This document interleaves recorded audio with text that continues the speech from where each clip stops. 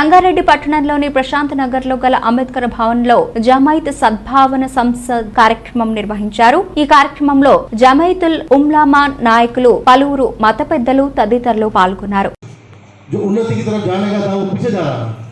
आज मेन मुद्दा ये है, ये बहुत बड़ा अहम मुद्दा है, यूनिटी।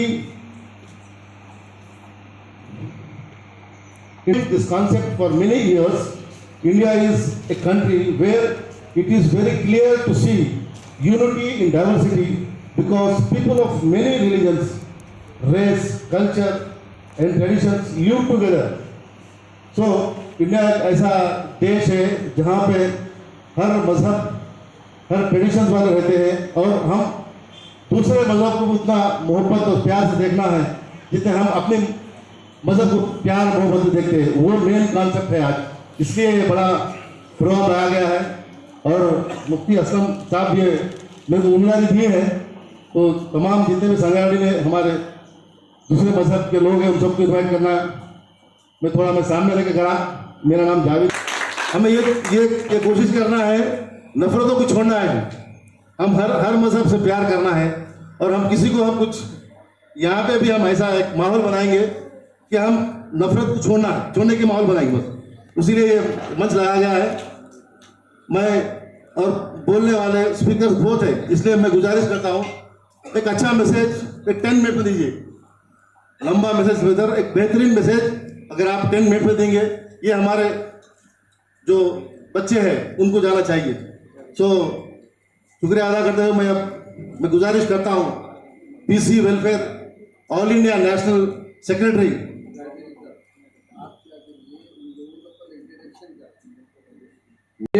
कि क्या हमारी कम्युनिटी इसमें प्रॉब्लम है, क्योंकि जो एक दूसरे की कम्युनिटी के प्रॉब्लम को समझकर सॉल्व करते हैं वो लोग यूनाइटेड रहते हैं। जो लोग कम्युनिटीज को डिस्ट्रॉय करते हैं वो लोग मुल्क को तोड़ना चाहते हैं। ये समझने की जरूरत है, फर्क इसमें इतना है। जब हम अपने प्रॉब्लम्स को जो है डिस्कस कर लेंगे एक दूसरे के साथ में, तो किसी और को इसमें इन्वॉल्व होने की जरूरत नहीं पड़ेगी।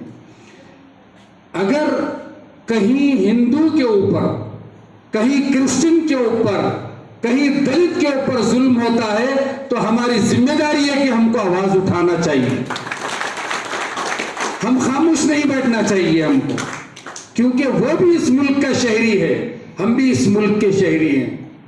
जहां कहीं भी बात गलत हो और हमको गवारा भी ना हो, फिर भी हमको सच्चाई बोलना चाहिए। ये नहीं बोलने की वजह से ये जो एलिमेंट्स हैं जो कंट्री को डिस्ट्रॉय करना चाहते हैं, वो लोग बात बोलकर दोनों को लड़ा रहे हैं आपस में। इस मुल्क में राजस्थान में एक वाकया पेश आया तो यही ऑर्गेनाइजेशन थी जमीयत उलमा जिसने सबसे पहले कंडेम किया कि उस टेलर को नहीं मारना चाहिए था, जिसने भी किया वो गलत किया। कश्मीर के इशू के ऊपर जिस वक्त ये इशू चल रहा था तो हमारा नेशनल प्रेसिडेंट और हमारी जमीयत उलमा ने स्टैंड ली कंट्री के साथ कि हाँ हम आपके साथ में खड़े हुए हैं। तो ये हमारी जरूरत है, जो सच्चाई है वो बोलना चाहिए। और जो एक दूसरे के अंदर गैप आ गया, कम्युनिटीज के अंदर गैप आ गया, दूसरे लोग घुसने की कोशिश कर रहे हैं, उसको खत्म करना ये सद्भावना संसद का इरादा और जिम्मेदारी है जो जमीयत उलमा उठा रही है। उसके लिए ये हमारे ये संसद इस वक्त में मुनाकिद की गई है।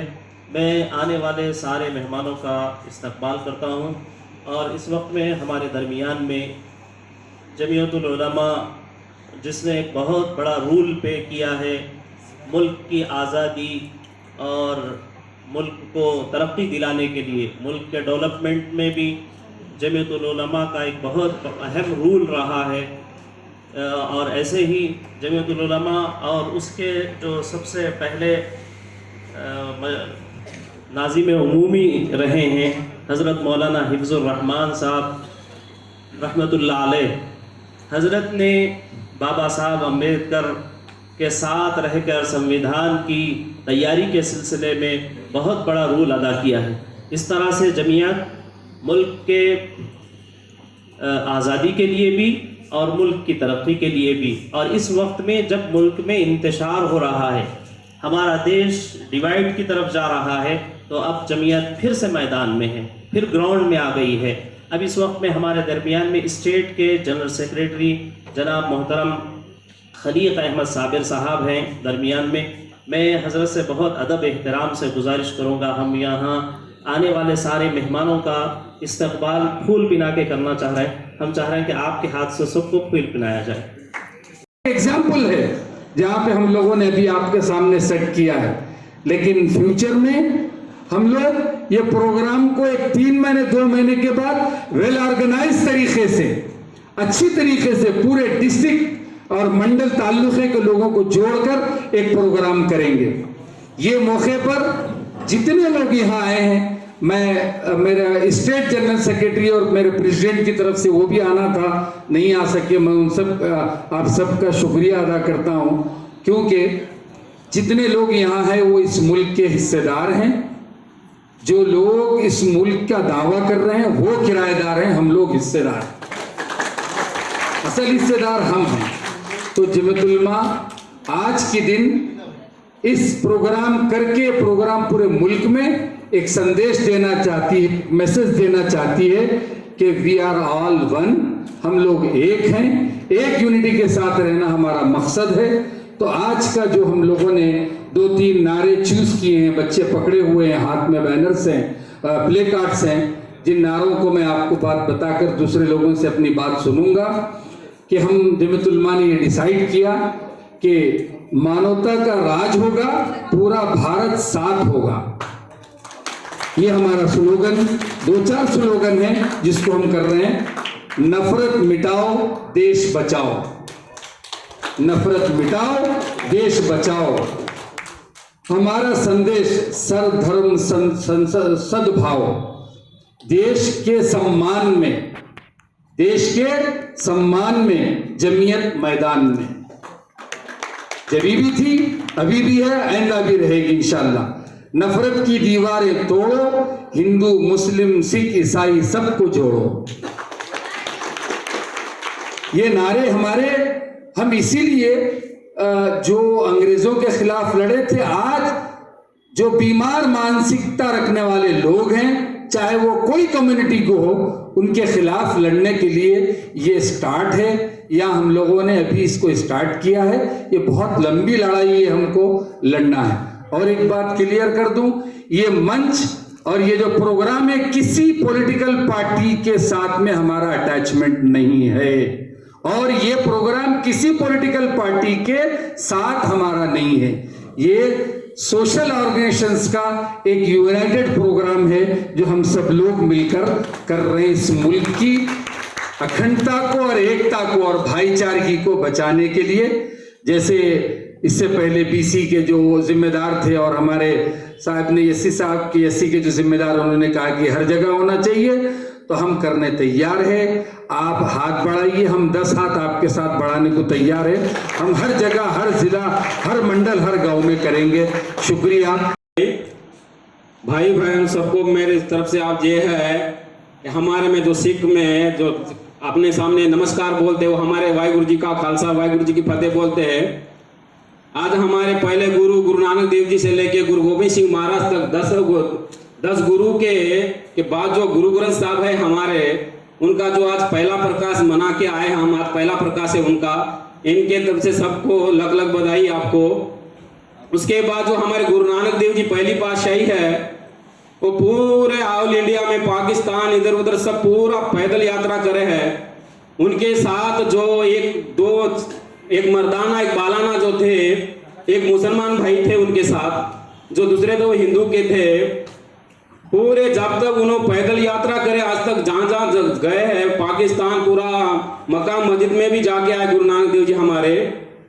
जब उन्होंने पैदल यात्रा करते करते उन्होंने जब एक जगह रीटे के झाड़ के नीचे जब तपस्या करने लगे थे, जब उस टाइम उनको उनके साथ जो बालाना थे, उनको भूख लग गई थी, तो गुरु नानक देव जी को बोलने लगे थे उन्होंने, बाबा जी हमारे भूख लगे, तो उन्होंने बोले एक तरफ से रिटे खाओ, तो उन्होंने बोलने लगे रिटे तो कवड़े हैं, तो नहीं तुम खाओ। तो उन्होंने जब बालाजी जो मर्दाना थे उनके साथ उन्होंने रीटे खाने गए, तो एक तरफ से रीटे मीठे हैं, अभी भी मीठे हैं, एक तरफ से कवड़े, एक तरफ से मीठे हैं, अभी भी है। वो गुरुद्वारा पाकिस्तान में कहीं है, अभी भी वो गुरुद्वारा मौजूद है। उसके बाद जो हमारे गुरु तेग बहादुर जी नवे साहब है, उन्हें पूरा परिवार, अपना परिवार, हम उनके खुद के लिए नहीं पर बलिदान दिए, उन्हें हिंदू के लिए पूरा बलिदान दे के बैठे हैं उन्होंने। उसके बाद हमारे जो गुरु गोविंद सिंह महाराज 10वें गुरु है, गुरु गोविंद सिंह महाराज, उनके छोटे साहबजादे साहब अजीत सिंह, साहब जुदार सिंह, साहब जोरावर सिंह, साहब बाबा फतेह सिंह, इन्होंने भी पूरा अपना परिवार, पूरा अपने खुद के लिए बलिदान नहीं करे, उन्होंने पूरा अपने पूरे के दूसरे के लिए बलिदान करे, अपने खुद के लिए कुछ भी नहीं करे। आज भी उनका ये है। उसके बाद जो हमारे गुरु ग्रंथ साहब है, उसमें भी हमारे पूरे हिंदू के, मुसलमानों के, सिर्फ सबके गुरबानी में लिखा हुआ है, अवर है नर रूपाया कुदरत के सब बंदे, सब जग जो कुछ कौन भले को मंदे। आज भी उसमें जो है, इसका मतलब जो है, जब अपन ही आपस में अपन एक दूसरे को, ये हिंदू है, मुसलमान है, सिख है, ऐसा है वैसा कर ले, मगर सब एक ही है। यही मेरा नाम है, भूल चूक माफ करने। वाहिगुरु जी का खालसा, वाहिगुरु जी की फतेह। बोले सो निहाल। ఈ సందేశము ఎవరైతే కోతులు ఉన్నారో बंदर जो है उन लोगों को कान में गिरना के సమయం ఉంది। నేను ఒక హిందీలో కవిత వచ్చింది, అది నేను తెలుగులో రాసుకున్నా, అది ఒకటి చెప్తాను, ఇది సందర్భం కాబట్టి అది కూడా వినిపిస్తా। 10 minutes తీసుకుంటా నేను।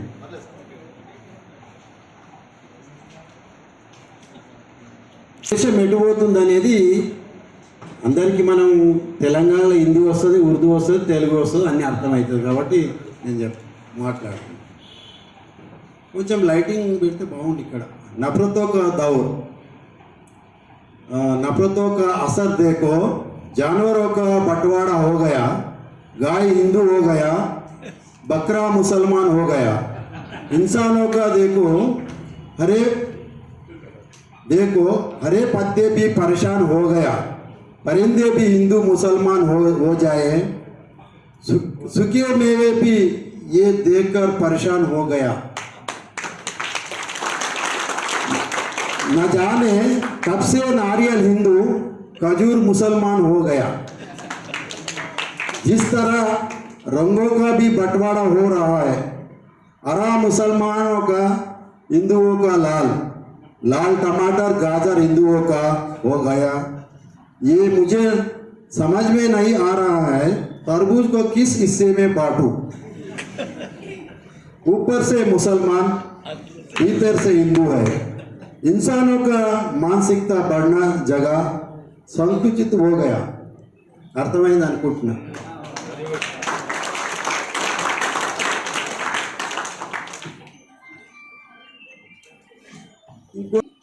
मिली थी जिंदगी किसी के काम करने के लिए, पर वक्त बीत रहा है कागज के टुकड़े कमाने के लिए।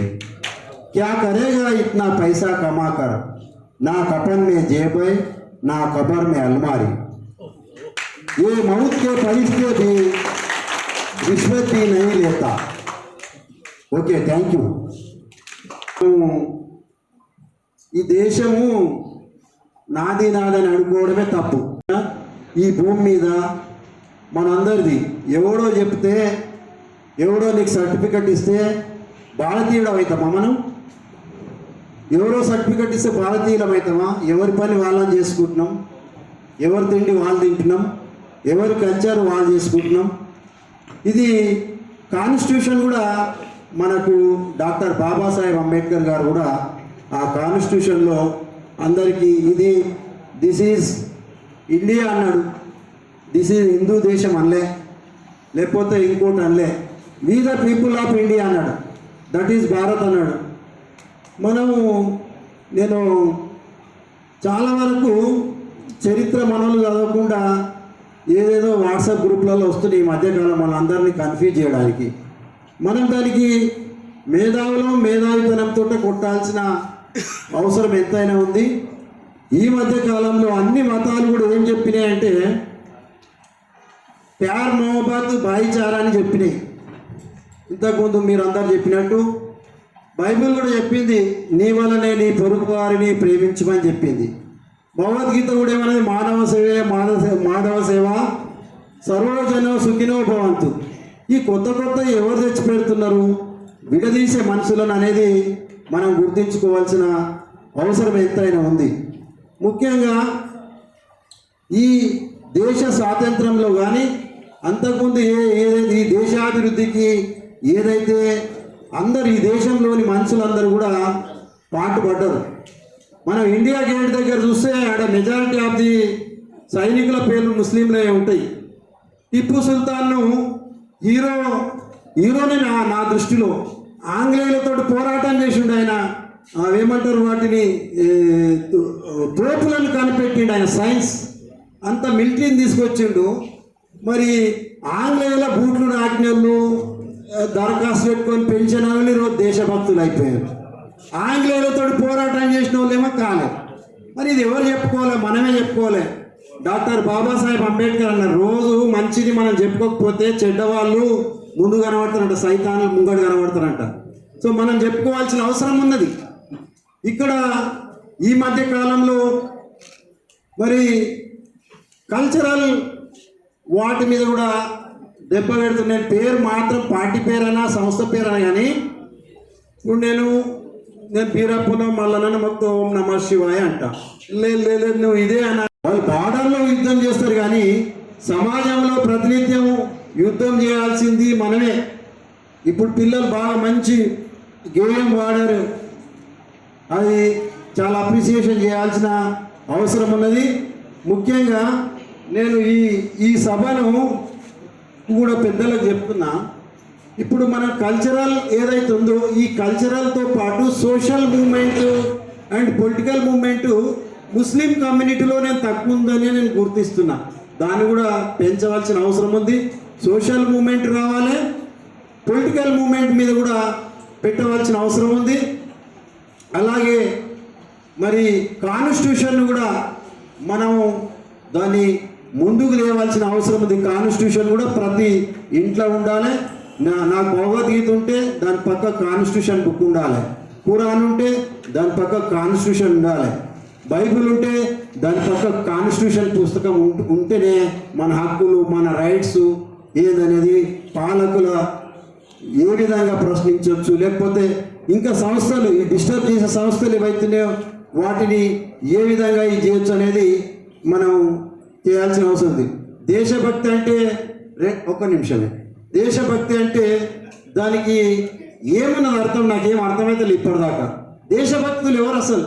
ఈ దేశంలో పైసలను దోసుకపోయి బయటికి పోయేటోళ్ళు దేశభక్తులా? లేదు దుబాయ్కో అమెరికాకో ఆటో ఇటో పోయి పనిచేసి డ్రైవర్ పనిచేసి లేకపోతే ఎన్ఆర్ఐ ఉండి డబ్బులు తెచ్చిన వాళ్ళు ఈ దేశంలో పెట్టేటోళ్ళు దేశభక్తులా? ఇక్కడ మనం గమనించవలసిన అవసరం ఉంది. ఈ దేశభక్తి పేరు మీద ఎవరైతే ఉన్నారో అంతా దొంగలే ఉన్నారు. దేశభక్తి చెప్తున్నారు, మొత్తం దోసుకపోతున్నారు. కాబట్టి వాళ్ళకి ఈ దేశం మీద కానీ ఈ దేశ ప్రజల మీద కానీ ఎలాంటి ప్రేమ లేదు. దేశం అంతా మనది. మనం అందరం కూడా దేశాన్ని కాపాడుకోవాలి. మనం హిందూ ముస్లిం సిక్కు ఇసాయి అని లేకుండా మనం అందరం కూడా ఈ దేశాన్ని కాపాడుకోవాల్సిన అవసరం ఉందనేది తెలియజేస్తూ ఈ అవకాశం